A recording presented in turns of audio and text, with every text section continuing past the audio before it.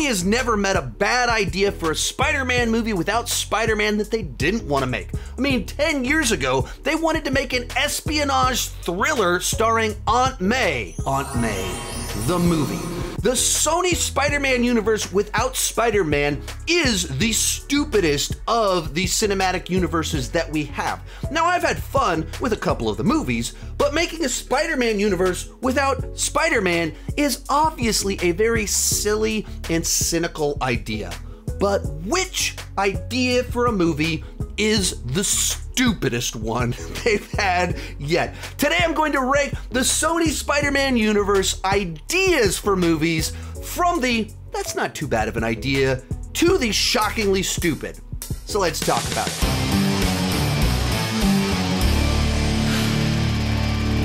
Hi, my name is Sean and I love to talk about movies and TV way too much. With that in mind, go ahead and join me down below in the comment section. Share your ranking of the Sony Spider-Man universe based off how stupid the idea is. We're not ranking them based off the quality of the film, because I'm going to include Kraven the Hunter. I obviously haven't seen the movie. No. We're ranking them based off the idea of the movie. Is there a foundation there that could be good, should be good, or is it just a totally bankrupt idea from the get-go where there's no possible way to make it into a good film? My list is not the right list in this very strange ranking. It's just my list, and I would love to see yours, and let's get started. In last place, Venom, Let There Be Carnage, and Venom 3. And when this is in last place, that means I don't think it was a bad idea to do sequels to Venom. You don't have a better bad idea than this? This is the best bad idea we have, sir. By far. I think with the first Venom, they established the character. They found a way to make it work and do this Eddie Venom bromance thing. I was meant to eat everybody! Promise! I promise! Oh, yeah! And people connected with it, and so when they said, let's do a sequel, that made sense. And if you're gonna do a sequel to Venom, you want to see Carnage in there. So that's like a natural continuation of where you would go with things. We don't know exactly what Venom 3 is going to be. We don't know who the villain is. We don't have a lot of specifics about it or even the title for the movie. But once again, Venom Let There Be Carnage left some dangling plot threads, teased some future villains. So once again, it makes sense that they would make another one. So I don't think it was stupid to make Venom Let There Be Carnage. I kind of like Let There Be Carnage a little bit more than the first Venom. So, not too bad of an idea. That costume is amazing! Thank you! Number 4, Morbius. Now, obviously, the movie that they released was not very good. Obviously had a lot of production issues where they reshot it, reworked it. Feels like big chunks of the movie are missing, and there's just some goofy stuff in there. But we got some great memes.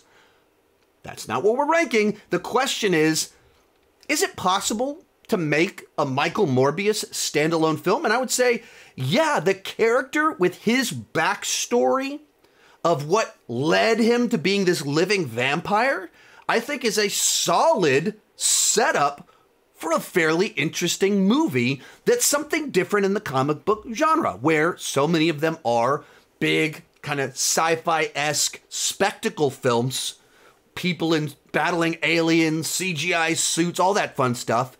And then you get to Michael Morbius, you're talking about a vampire. So you do horror in the comic book movie genre, and you got a little bit of that in the movie, but yet you take a character that isn't setting out to be evil. His motivations aren't evil, but he turns himself into this monster with lust for blood. You get this anti-hero in there where he can oppose Spider-Man, but he can stand on his own. And, you know, he's had his own runs, his own team-ups, things like that, Midnight Suns. There's a lot of interesting stuff there. Did they pull that off? No, they did not. Did the movie they made work? No, they did not. No, it did not. But it's not because you couldn't do something interesting here. The obvious one which you would compare him to, Blade. Blade comes out 25 years ago. This was not like an A-list Marvel character, even a B-list comic character. This is like C-level. Not a lot of people knew who Blade was, and they just made a solid movie out of this half vampire that battles vampires. Michael Morbius we can do that here too. And there's all sorts of opportunities to tie into the shared universe that could follow up later on that works, that makes sense. But I think he can stand on his own. Actually, he can't stand on his own. That's why he started researching all this stuff and turned himself into a living vampire. He's kidding. I can't say things. It was a bad joke. In third, Venom. Of course, Venom is one of the most popular Spider-Man villains, and he's had his own comic book runs, gone off in many different directions, and been used many different ways. But he is so closely tied to Spider-Man that the idea that you would start standalone, tell a bunch of stories with him standalone, and maybe way down the line, merge them and bring them together in a team up, feels like such like a backwards, strange way to do it. In particular, because the origin of Venom, it starts with Peter Parker and black suit, and then it goes over to Eddie Brock. Like, that origin is so well known, and he's so tied to Spider-Man. The imagery of him in the tower with the chimes, and it's like, that's so iconic and pivotal to the character that skipping over that piece and going straight to, yeah, it's just Eddie's own little adventure and he's a journalist, it was weird. And even as we're kind of looking at it now, you got to the post-credit scene in Venom Let There Be Carnage, and they tease that maybe we're going to have Eddie Brock show up in Spider-Man No Way Home. Nope, we didn't even do it. So we don't even know if this is ever going to cross paths with our other Tom H. And that's kind of disappointing. So it just, like, I think Venom can stand on his own, but starting separate, starting apart from Spider-Man, that's the one that to me just seems so peculiar and strange that they chose that order to do things. That's why I'm fine with the sequels, but starting point, I think Spider-Man needed to be there. Our runner-up for the stupidest idea, Kraven the Hunter. Now, obviously, we haven't seen this movie yet, but on paper, the idea of, once again, spinning off before we've established, like, they're not spinning off from anything. Like, spin-offs are supposed to be, we started here in this movie with Spider-Man, we spun him off to have his own thing. But instead of doing that, we're starting all of these Spider-Man villains as anti-heroes, as people that are misunderstood or whatever, and thus cheapening their villainousness, removing the thing that is pivotal to their existence in the comics, and we're just running off with them. And so you get Kraven the Hunter, that, sure, outdoorsy huntsman guy that, like, I think maybe there's something there that might be able to work, but that's not what he's supposed to be. That's not what Kraven the Hunter is, and you're starting at the wrong point. I would get it if we went, let's show his villainous side, why he's bad, and then let's do a spin-off where we develop him and explain how he turned into the monster that's hunting Spider-Man. But when you start with he's just misunderstood, it doesn't give you anywhere to go.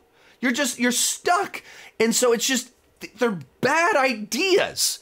You're building off a faulty foundation of Spider-Man-less Spider-Man stories. They're not designed to stand on their own. They're not designed to carry movies. They're designed to be villains in Spider-Man stories.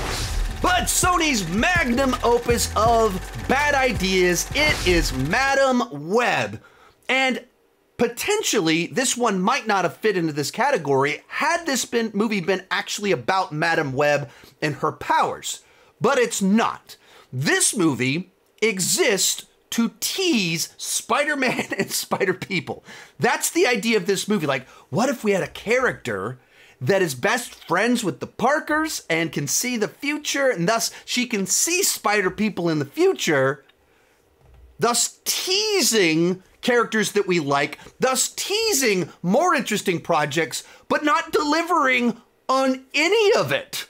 Like, the movie sacrifices developing its lead character, telling an interesting story in order to tease all of this other stuff. What you just said is one of the most insanely idiotic things I have ever heard. Which is a terrible, cynical idea for a movie. It doesn't make any sense whatsoever to make a movie that exists only to remind you that better stories could have been told. To remind you more interesting characters are out there. To remind you that these three girls will be more interesting 10 years from now than they are right now. That's what this movie is, which is stupid. It's an unbelievably bad idea for a movie, unbelievably bad foundation for all of this. So for me, this is Sony's magnum opus, where I think Aunt May the movie might have even been a better idea than whatever this thing was. So it comes in as the stupidest. Stupid! You're so stupid! If you like this video, I've got more videos where I talk about the good Spider-Man movies, whether through full reviews or through rankings. You can check those out in this playlist right over here, or playlists right over here. Thank you so much for watching, and keep talking movies and TV.